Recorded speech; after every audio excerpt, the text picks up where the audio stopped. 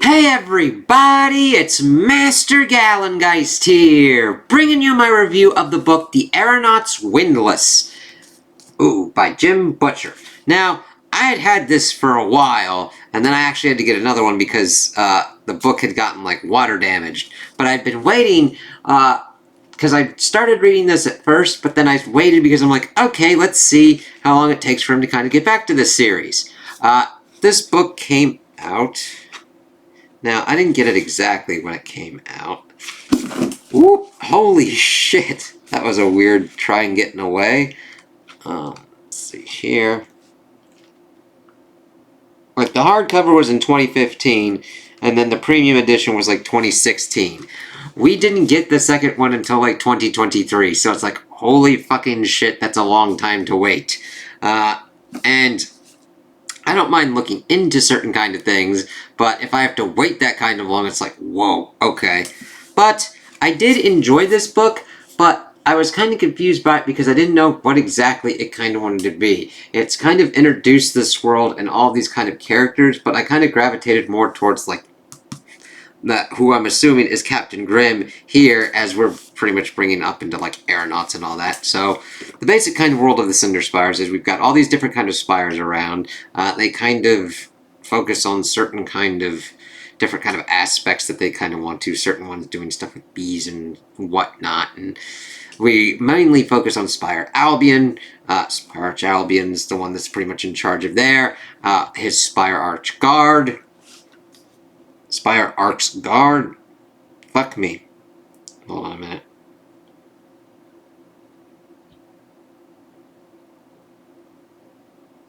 Let me see here. Spire Arch, yeah. And we see some kind of new recruits of, like, Gwendolyn Lancaster, who's, like, the heir to the house of, like, this battery that makes these crystals, which are the primary sources of how ships, like the Predator, who Grimm is the captain of. Kind of shown here. That looks kind of cool. It's like, alright. And I kind of like the ship battles that we get. It's kind of steampunkish. They've got magical kind of stuff with what the crystals kind of do as they're kind of flying around, shooting blasts and everything. We get these gauntlets that do this similar kind of stuff. We've got cats that can talk, but they speak in cat, but the only one that really knows how to speak cat in this one is Bridget Tagwin, who's theirs to her family. However, she's, they're like, because of what their, like, admiral ancestor did, but she's to a meat battery, and she kind of likes that there, but of course, all of the kind of, like, important houses send someone to the Spire Arch Guard, and she gets sent there with Raoul, who is, like, heir to the, let me see, Silent Paws? Yes, to Chief Maw and House of the Silent Paws.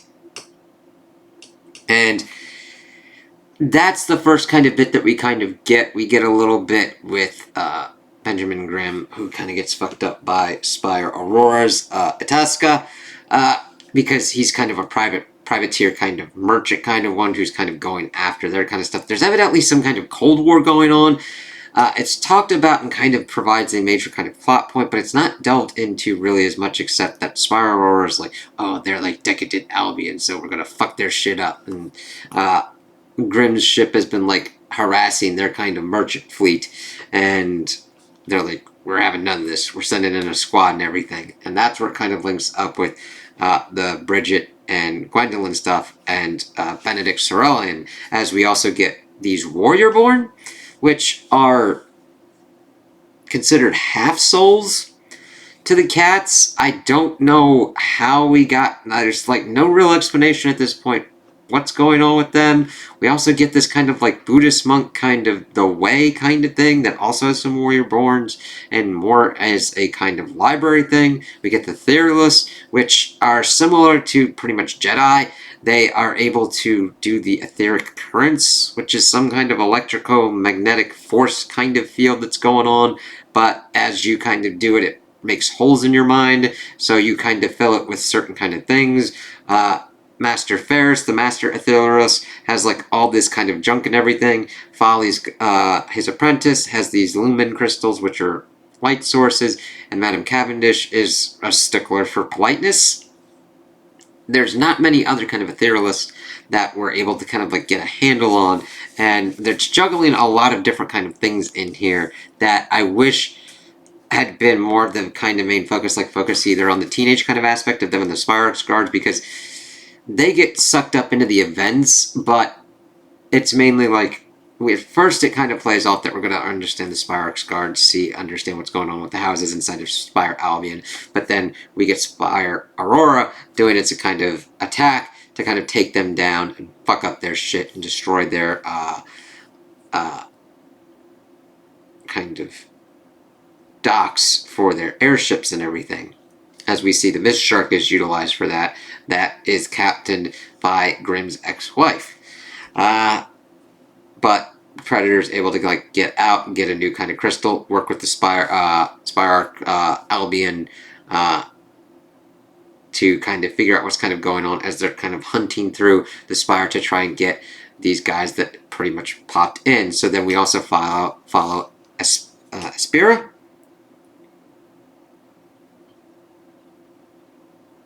Aspira, yeah, he's pretty much the major dude working with Cavendish to kind of do all this kind of stuff. She can like telepathically command these like Silkweaver spiders.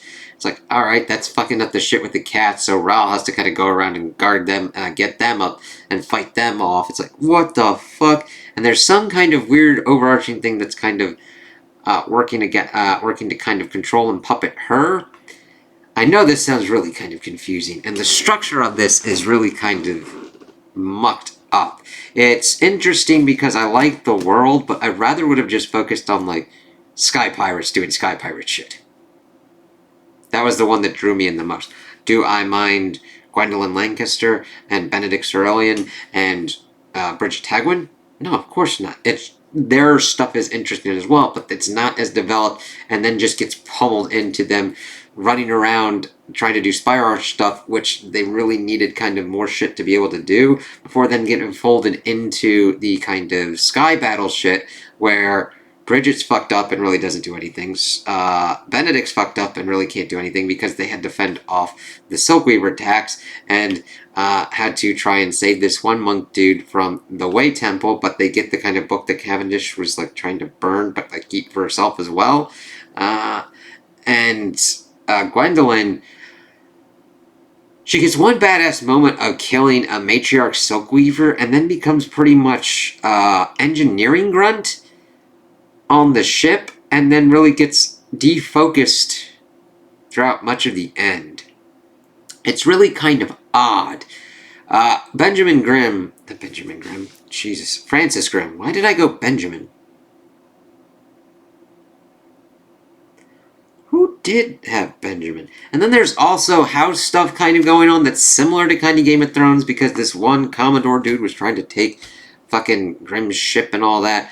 Grimm is the most kind of fleshed out, and I don't say that to knock the younger kind of ones. I always gravitate towards them because I always like it when they're fully fleshed out characters instead of just kind of cardboards or like, this is a whiny teenager. It's like there are certain kind of reasons for why teenagers are whiny. Even if you delve into it and just because they're whiny, that's better than just stereotyping them. And this doesn't fall into it, but they're not delved into that much. Bridget is like, I don't like any of this house shit, and pretty much gets into a duel before the Aurora stuff pretty much takes over that. Gwen tries to help her out, and we see that she's trying to kind of learn about the world a little bit better. Benedict tries to help them kind of both out while getting feelings for Bridget. And I mean, Bridget saves his ass because she's in love with him. Or at least has a crush on him. And Raul is just, oh my god. I understand the arrogance of cats, but his stuff kind of gets onerous to kind of get through. I still am interested in him as a character and learning the kind of shit that goes on with the cats, but again, listen to everything that I'm kind of explaining to you in this kind of 751-page book. There's kind of too much juggling and not enough depth on a lot of this stuff, except for the stuff that kind of drew me in with like Grimm and his ship and understanding the kind of stuff with the spires and this kind of weird fucking thing that's trying to like kill them all. Like, you don't really go out onto the surface, so wood is a premium kind of expense. So the Predator being built out of wood is a big kind of thing, and building shit out of wood is a kind of status symbol, and that kind of shows the decadence of Albion as the Aurora soldiers are burning it and kind of trying to fuck up all their shit. So that pretty much ends with they're able to pretty much capture the Mist Shark, but it gets away because the Itasca comes up and almost pretty much kills the Predator again. However, we see that the Commodore dude tries to do pretty much a sneaky attack, but gets fucked off and runs away before Byron comes and helps out Grimm, and they're able to take out the Itasca and save certain kind of people and whatnot. And it pretty much ends with the Cold War pretty much heating up between these two spires. Except by the time we've gotten to the end of this, I don't really understand what that means.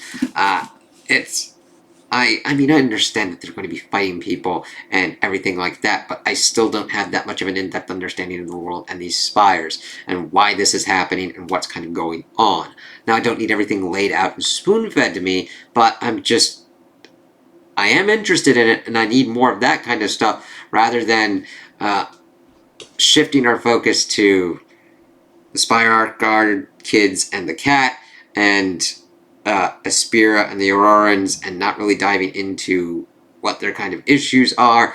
Cavendish, Ferris, I almost said Fergus, Outlander bleed through, Folly, and I don't mind all of these elements in play. They are just not executed well enough and juggled in my opinion, to really kind of get into more of a kind of cohesive whole this needed to be. And I'm just like, huh.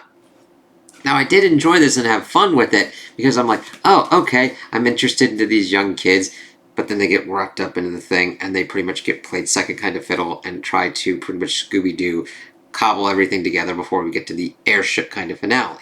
The airship finale is very interesting. I'm like, I kind of rather would have had them doing stuff like this, doing certain kind of stuff that they need to on the Spire to kind of like give us the opportunity to appreciate the airship battles and everything kind of going on that route.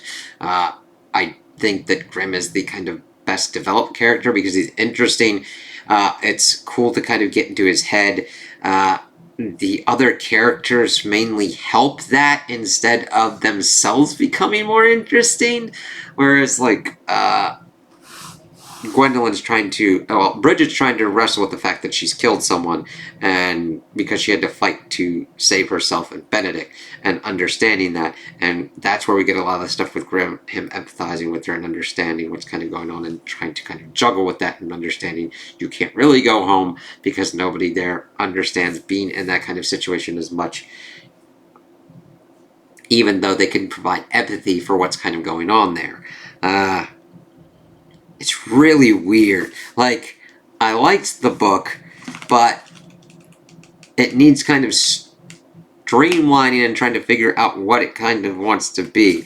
There's kind of just like all these different elements at play, and I hope it kind of gets honed in. So I understand why it took so long to get a sequel out for this, because you're trying to figure out, where do I want to go with the sequel? What do I want to do with the sequel? Who do I want to focus on the sequel? It better be fucking Grimm, because he's got the best kind of stuff going on with it.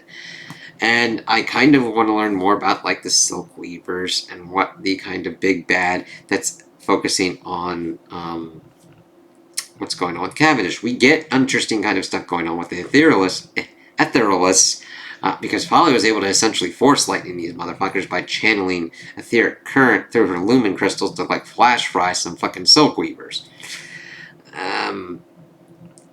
Magic system and fighting system is kind of interesting because they have to copper clad their steel, otherwise this rot process kind of takes effect. The gauntlets with the power to shoot energy? It's not really explained what kind of stuff it is, but it's some kind of force, almost kind of like a repulsor blast from Iron Man. So that's different, though we still have guns in play. Because we have long guns utilized in taking in the monastery, because the Auroran forces had left a contingent to make sure that it burned the fuck down. Yeah, so there are interesting characters, interesting world and lore building kind of going on, but I think the lore building and the world building are the kind of weakest aspects, and that kind of hinders stuff going on with the characters because we still don't know exactly the house dynamics, even within the Spire of Albion, completely. And then we need more of an understanding of the Spire dynamics throughout the world as well. Hopefully that'll go as the series kind of expands out. But since it took 8 years for the second book, I don't have much hope that this series will go very long. Now, I understand that certain things were probably going on with Jim Butcher, and I mean, he does stuff with, like, the Dresden Files. He did the Codex Alera series, which I really liked as well, which is why I kind of wanted to check this out. And I am glad I did. I'm like, this is an interesting concept, airships and whatnot. So I would recommend it to kind of check it out and feel it out for yourself. If you're not that drawn into it, I don't blame you for it. But if you're not into what's going on with the young ones, jump to stuff that's kind of going on with maybe Grimm, and potentially checking out what's going on with how the airship battles are described. And if none of that kind of floats your boat, I completely understand it. I understand that that's a weird fucking thing to kind of say, to be like, jump around the book, because you need to kind of go through the different aspects to understand what's kind of going on in here.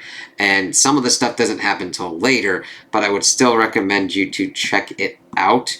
Like, say you're going through and you're like, I'm like 100 pages into this and I'm not really feeling it. Totally get that. It's completely valid.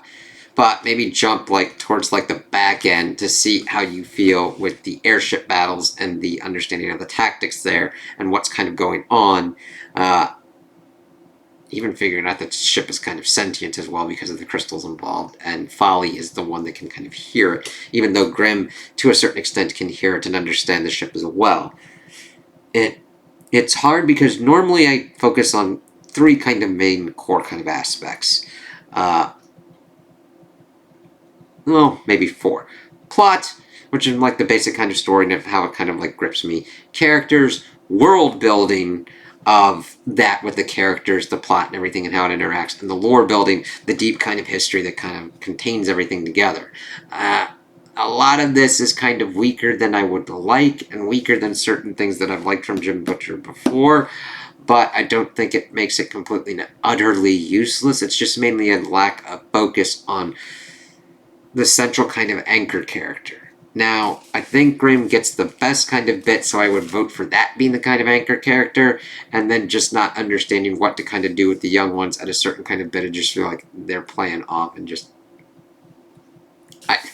I could almost pretty much cut their kind of stuff and reconfigure it into Grimm just having his ship fucked up, him and his crew kind of putzing around the kind of place and using different kind of aspects to kind of go for it, and then getting back on the ship and dealing with things. And you could totally make those kind of younger crewmen as well to get that kind of youthful aspect of like, why the fuck are we doing this kind of shit, before being like, this is why we're doing this fucking kind of shit. So until the kind of house stuff and Spire Albion stuff kind of comes into more kind of play, that almost, I think, would have been the better kind of option. Have Grimm do that, and then potentially bring us in with the Spire Guards and, like, young ones and everything in there to understand the house dynamics, understand how the Spires being at war kind of figures out. I understand that this is just the beginning of that war, but I still don't really understand what that kind of means at this point. So hopefully that kind of filters out and becomes more important later on. But, it's one that I would think you would check out, but I really wouldn't be surprised if you really wouldn't feel into it. It depends upon what kind of aspects really draw you in and what kind of get you going. And the action scenes are decent enough. Ral gets kind of onerous. There's only so much of cats are arrogant, and that just stays at that level of arrogance. It's just like, oh god. It gets kind of one note on his shit. It's like, oh, kind of don't really care about you right now, my man. Just fuck off. So be careful with that. So, yeah, those are my opinions on the book. Tell me what you guys think in the comments below. If you liked it, if you didn't like it, if you agree with me, if you disagree with me. Also, like and subscribe, and I hope you have a good day.